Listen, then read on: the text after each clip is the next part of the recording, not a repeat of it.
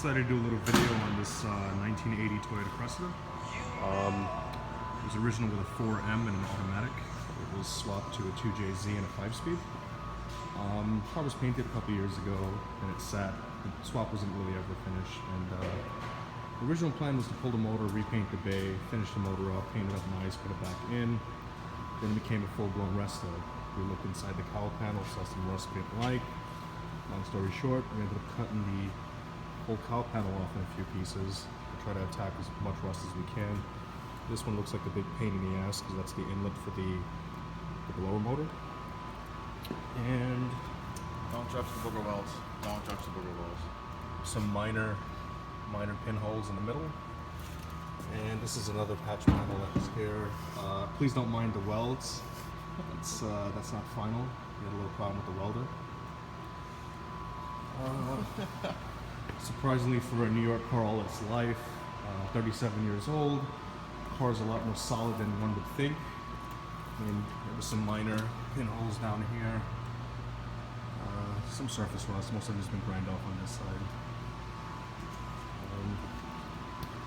We got over here this side. I haven't dropped the liner yet. We got some little rust we have to deal with right there. The main killer of this car when we had to cut the cowl panel was, there's crud gets stuck, and these little drain vents we already took off, but it's not really a good drainage system. So when some crud, as we pulled out, there was some crud stuck there, and it looks like it held water for a long time, and that's what rotted this all out.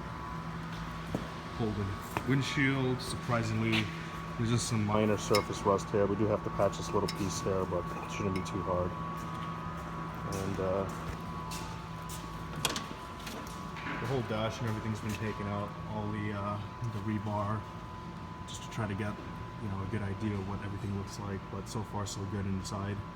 There might be some minor surface rust on the floor, just from the water, but we haven't gone that far. But from preliminary estimate, it looks to be just surfaced at this point. This is the owner.